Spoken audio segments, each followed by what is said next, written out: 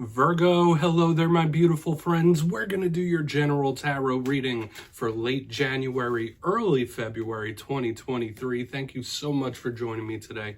You know I appreciate each and every single one of you. So let's get right down to business as always and start you off with an oracle card here, just so we could dip our toes in the energy and see what's going on for the lovely Virgo collective. I hope you're all doing fabulous and fantastic, my friends. Let's shuffle it up one time, see what we got for you this week, my gods. Talk to me. What's up with Virgo? And yeah, we're just going to look at this first card real quick, then we'll get into the full reading itself. And at the very end, I'll pull you a bonus card from the Shadowland Tarot, just to see what might be in the shadows or what shadow work you could lean in on, which is always interesting. But let's get it going. What do we got for the Virgos, please, my gods? Talk to me. Nice and quick. All right, thank you. That was quick. Okay, so we have this woman with the locket. She has her eyes closed. There's letters. This is a layered type of energy and card for us to start this reading off. Not a bad energy, but it fits in with something I've been seeing for earth signs in recent days and weeks. Now, before we start peeling that back, if you're new here, I'll be speaking about the January subscriber surprise towards the end, so you might want to check that out. Also, if you could kindly illuminate that like button by tapping it right on its third eye, you know, I'd greatly appreciate it. But into the reading, enough of the promo. Have a look at our friend. Beautiful, right? In her nice dress with the bun hair. She has her eyes closed and she's holding that locket. So to me, this does have some sort of link to the past. Of course, the mental activity, you might be doing a little more thinking. You might be up in the mind a little more than usual. But to me, this is someone reminiscing a little bit. Very similar to the Six of Cups. Thinking back on the past memories. There's some sort of attachment to the past. Also, there are letters here, so you might be waiting to hear from somebody. You might be wanting to talk to somebody, or communication could be key for whatever reason when this card shows up front. But yeah, there is an interesting link to the past here, and I want to see if it shows up in the full reading itself. So we're just going to put her down. Let's get into tarot now. I'm going to get you 3 cards in the upright before we get the intuitive juiciness flowing. Let's shuffle it up here. See what we got for Virgo this week. And that first card, it doesn't make or break the reading. It's just a little footnote for us. What we got? So, last week's reading, it was titled An Explosive Warning. The week before that was They Are Mad. And the reason I mention those titles is to illustrate the fact that I've been seeing a lot of fire energy around the Virgo collective in recent days and weeks. So we're going to see what we have for you this week. I always try to keep the titles as simple and concise as possible, but you know energy is always flowing. It's never set in stone. So only take this how it hits for you, right? Let's get 3 cards out here. We could be seeing your energy. We could be seeing somebody you're linked to. There's so many lovely Virgos out there in the world. Let's see what we got for you. Thank you. All right, we're starting off good. We have the 9 of Cups in position number 1. Beautiful. That's a good way to start. I don't want to get too carried away, though. You know me, like sometimes I get too overly excited or ambitious when we start with a good card, but that's a nice one. We got our good friend John Travolta chilling there under the 9 chalices. Let's get 2 more. Oh, wow. 10 of Cups. 9 and 10 of Cups to start a reading. What? That is like amazing, luscious, beautiful energy. Let's get 1 more. Let's hope to keep it strong. Thank you. All right, 9 of Swords. So we do have repeating 9s. And I don't know why someone would be stressed out with this type of energy. Okay, we're going to have to talk about this, Virgo. But I'm going to go through, give you some of the classical meanings and archetypes before we get the juicy, intuitive stuff. So I feel like the good outweighs the bad here. A lot of you might be going through some things right now where there's minor annoyances or things might seem all right. Most things are lining up, but there's something that's off, something that's missing. But position number 1, and just to mention again, at the bookends of the main part of the spread, double 9s. Watch out for signs, synchronicities from spirit. They might be trying to show you something. The fact that we got 2 9s, we have 10s, those are like talking about the end of a cycle, but it doesn't necessarily feel terrible to me. The 9 of Cups. You see how happy this person is, right? They're real happy. So to me, this is a card of wish fulfillment, getting all that you want, all that you need. A lot of you could have some sort of big win coming in for you when this shows up. We'll see when we get the clarifier. Aside from wish fulfillment and having almost everything you need, when I get the 9 of Cups, it's a very warm, welcoming type of energy. You might be feeling a little more generous than usual, or somebody could be being very generous towards you. This is like, oh, come in, pull up a seat, have a drink type of energy. It's really nice. Okay, so we might be seeing some good things. Now, all cards are a bit of a double-edged sword. I say that every week. One thing we need to watch out with the Nine of Cups is overindulgences. So whatever that might be, especially if you're trying to refrain from something, watch out for overindulgence. In the center, we have the 10 of Cups in the upright, beautiful energy. Now, once again, I don't want to get too carried away because the clarifiers could switch things up in a big way. But this is like a happy ending, closing of a cycle in a good way, having it all, right? When I see the cups, I think of having it all. Happy family, happy life, tons of money, good things, right? So when we combine the 9 and 10 of cups, it's just everything. This is one of the most beautiful energies we can pull from a tarot deck, okay? So aside from the wish fulfillment, wins in different areas of life. Even though it's cups, these are positive emotions. Now, I will say this. The fact that we have the 9 of Swords on the back end with all this good energy in the front, I don't want to like really dive into anything negative until we clarify, but there might be somebody that's affected or not happy about your prosperity or your happiness, or somebody that when others are happy, like they have to throw a monkey wrench in it. Because when we get to the back end here, let me try to not mess these cards up for you. We have the 9 of Swords. You see this person, they are stressed the heck out. Definitely way different than the 9 of Cups person, right?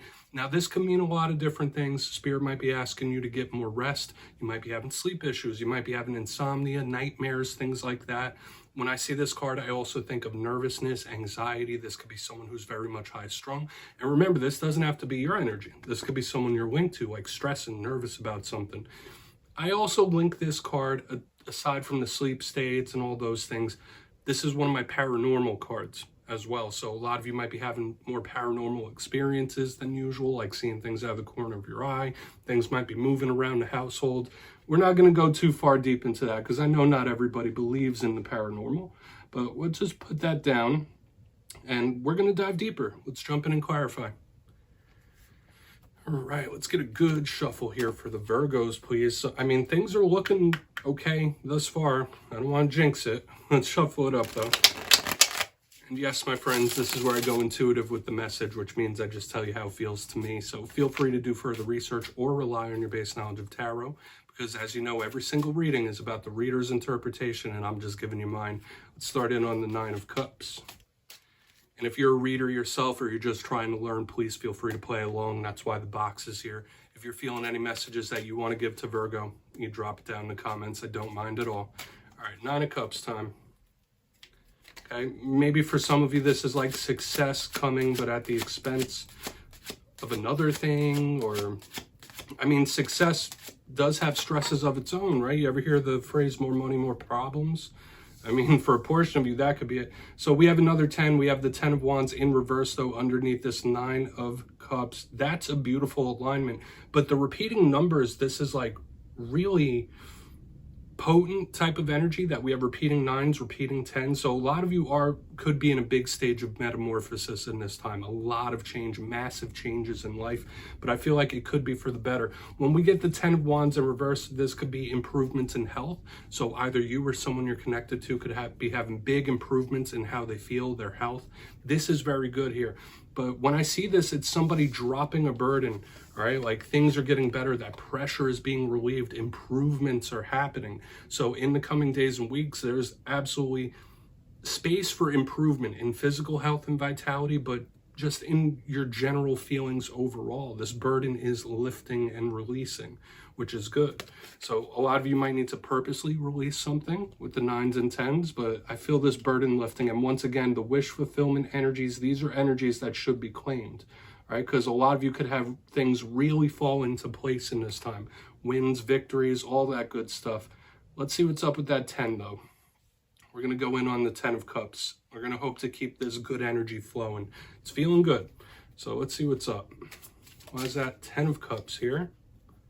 We do have that fire energy in the clarifier. That's interesting to me, especially with all the fire he had last week. Okay, what do we got? 8 of Swords in reverse. Oh, man. A lot of you guys might have something really huge coming in. I'm just getting big improvements, big change for the better. Okay, the 8 of Swords is once again another card that could be limiting. It's a card that could have somebody feeling a little bit trapped, a little bit cornered, but notice it's in reverse. It's another card of anxiety. So a lot of you, there could be good things coming in different areas of life. Claim these energies for sure. But I love that Eight of Swords is in reverse because it's freeing, right? So we have wins, we have victories, we have different things in different areas and stages of life. I'm getting tons of emotional fulfillment and happiness here, and stress is being relieved, burdens being relieved. This is good. A lot of you could, like, it could be your lucky week when we have things like this showing up. Now, we still need to get over to that Nine of Swords. Maybe the clarifier will switch up that energy, but there could be multiple good things coming in for the Virgo collective, which is nice because for the last few weeks, there's been some up and downs. There's been some dicey energies. I'm loving this. Loving this Eight of Swords in reverse under the Ten of Cups.